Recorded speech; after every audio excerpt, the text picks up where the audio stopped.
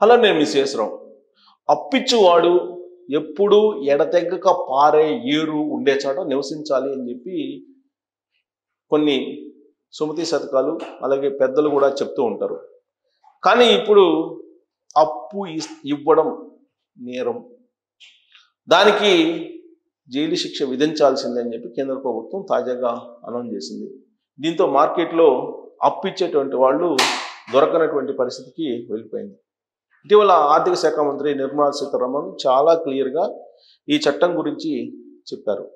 చట్టబద్ధత లేనటువంటి, చట్టబద్ధత తీసుకోకుండా, చట్టబద్ధం కాకుండా ఎవరైతే అప్పిస్తారో ఖచ్చితంగా వాళ్ళు జైలుకి పోవాల్సిందే అని చెప్పి చెప్పడంతో పాటు వడ్డీలకు తీసుకున్నటువంటి వాళ్ళు ఎవరైతే ఉన్నారో వాళ్ళు తిరిగి చెల్లించకపోతే అది నేరం కాదు, వాళ్ళ మీద ఒత్తిడి తీసుకొస్తే మాత్రం ఖచ్చితంగా వడ్డీ ఇచ్చినటువంటి వాళ్ళ మీద కేసులు పెడతాం అని కేంద్ర ప్రభుత్వం తాజాగా ఒక చట్టాన్ని తీసుకొచ్చింది. దాన్ని ప్రజల్లో అవేర్నెస్ కల్పించేటువంటి ప్రయత్నం చేస్తూ ఉంది. అయితే ఎవరు అప్పు ఇవ్వాలి అని అంటే చట్టబద్ధత కావాలి. ఒక ఫైనాన్స్ సంస్థ పెట్టారు, ఆ ఫైనాన్స్ సంబంధించినటువంటి నామ్స్ ఉంటాయి, అది ఖచ్చితంగా రిజిస్టర్ అయ్యి ఉండాలి. రిజిస్టర్ కాకుండా అన్అఫిషియల్గా ప్రైవేటుగా వడ్డీలకి ఇవ్వడం అనేది నేరం అనేది ఇప్పుడు కొత్త చట్టం తీసుకొచ్చింది కేంద్ర ప్రభుత్వం.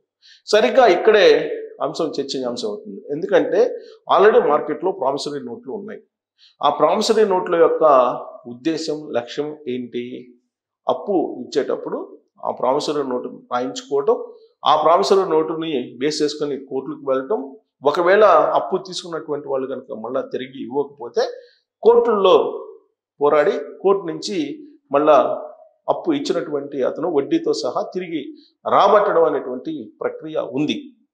మరి ఇలాంటప్పుడు కేంద్ర ప్రభుత్వం అప్పు ఇవ్వడమే తప్పు, వడ్డీలు తీసుకున్నటువంటి వాళ్ళు తిరిగి చెల్లించకపోతే ఒకవేళ ఒత్తిడి తీసుకొస్తే ఆ నేరం అప్పు ఇచ్చినటువంటి వాళ్ళ మీద ఉంటుంది అనేటువంటి కోణంలో ఎందుకు చెప్తున్నారు అని అంటే, ప్రస్తుతం ఉన్నటువంటి ప్రైవేట్ ఫైనాన్సులు కానీ లేదా నాన్ బ్యాంకింగ్ వ్యవస్థలు కానీ భారతదేశంలో కొంత ఇబ్బందులు పడుతూ ఉన్నాయి.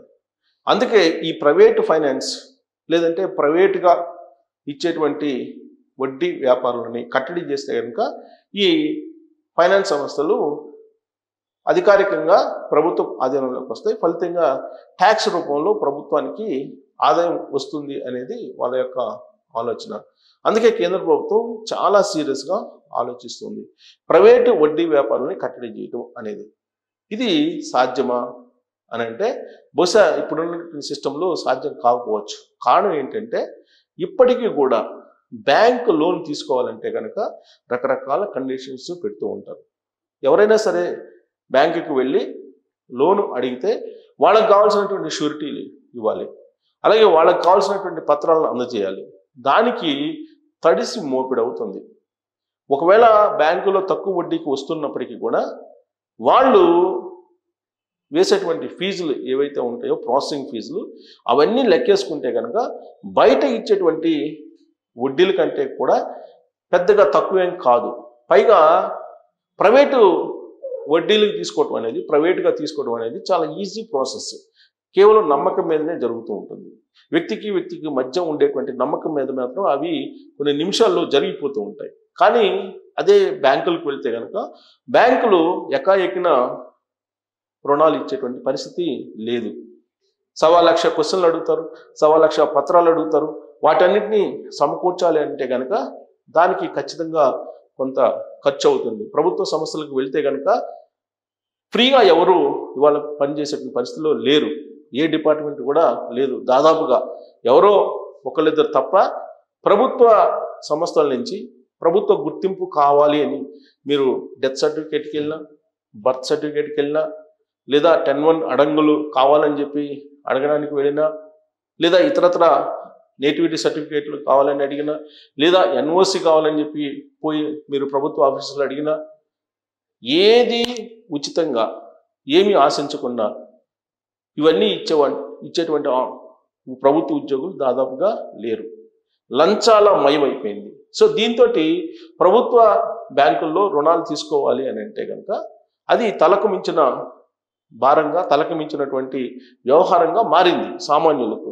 అందుకే ఇవాళకి కూడా ప్రైవేటు వడ్డీ వ్యాపారం 3 పూలు 6 కాయలుగా నడుస్తూ ఉంది. మార్కెట్లో మనం చూస్తూ ఉన్నాం. 10 రూపాయల వడ్డీ వసూలు చేసేటువంటి వాళ్ళు కూడా ఉన్నారు. ఈవెన్ చట్టబద్ధమైనటువంటి ప్రామిసరీ నోట్లు ఉన్నంత వరకు కూడా ఈ చట్టబద్ధత వడ్డీ ఇవ్వడం అనేది చట్టబద్ధత కాదా అవునా అనే దాని మీద కేంద్ర ప్రభుత్వం చెప్పట్లేదు. కానీ రిజిస్ట్రేషన్ అయి ఉన్నటువంటి సంస్థల నుంచి మాత్రమే ఈ వడ్డీలకు ఇవ్వడం కానీ తీసుకోవడం కానీ జరగాలి లావాదేవీలు. బట్ ప్రైవేట్గా జరగడానికి లేదు అంటున్నారు. మరి ప్రైవేటు వడ్డీలు లేకపోతే, ప్రైవేట్ వడ్డీ వ్యాపారస్తులు లేకపోతే, ఇప్పుడు ఒకవేళ రిజిస్టర్ అయినటువంటి ఫైనాన్స్ కంపెనీకి వెళ్తే కనుక వాళ్ళు 3 రూపాయలు తక్కువ ఎవరు వడ్డీకి ఇచ్చే పరిస్థితి లేదు. 3 రూపాయల నుంచి 5 రూపాయల వరకు వసూలు చేస్తున్నారు. పైగా చక్ర వడ్డీలు వేస్తూ ఉన్నారు. అసలు వాళ్ళ లెక్క ఎలా వేస్తారో అనేది కూడా మనం చెప్పలేము. అవసరానికి డబ్బు తీసుకుంటాం, వడ్డీ ఎంత అనేది మనం చూడం.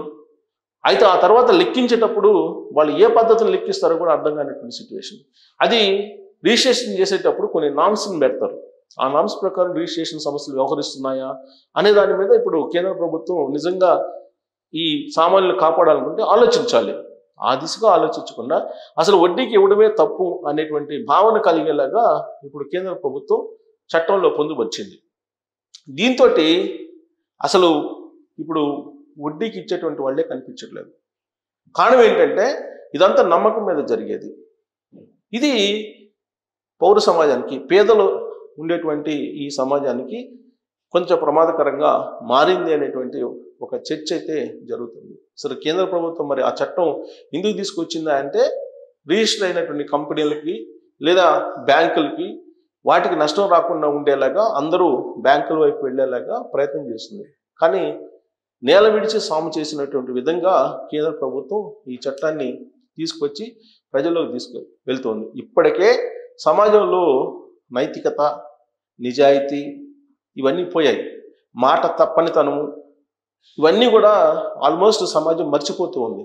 ఇలాంటి సమయంలో అసలు డబ్బులు ఇవ్వడానికే భయపడుతూ ఉన్నారు. ఇచ్చినటువంటి డబ్బులు మళ్ళీ తిరిగి వస్తాయని నమ్మకం లేనటువంటి రోజులు ఇవి. ఇలాంటి పరిస్థితుల్లో కేంద్ర ప్రభుత్వం కూడా ఇది నేరం అని చెప్తే ఎవరికి ఒక పైసా ఇచ్చేటువంటి పరిస్థితి లేదు.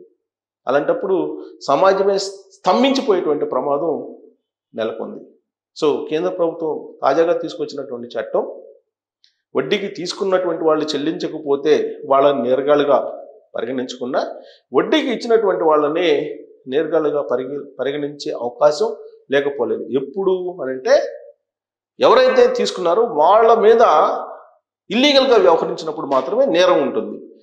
చట్ట ప్రకారం అంటే కోర్టులకు వెళ్ళటం లేదంటే ఇతరతర మార్గాల ద్వారా వాళ్ళ దగ్గర నుంచి వసూలు చేసుకునే వెసులుబాటు ఉంది. కానీ వాళ్ళ మీద ఒత్తిడి తీసుకొస్తే మాత్రం అది అప్పిచ్చినటువంటి వాళ్ళ మీదనే నేరం అనేటువంటి యాంగిల్లో చట్టం తీసుకురావడం అనేది ఇది పరస్పరం నమ్మకం పోతున్నటువంటి సమాజంలో ఉన్నటువంటి పరిస్థితుల్లో ఇది సామాన్యులకు నష్టం చేకూర్చేదా లేదంటే లాభం చేకూర్చేటువంటిదా అనే దాని మీద కామెంట్ రూపంలో మీ అభిప్రాయాన్ని తెలియజేయచ్చు. Thank you very much.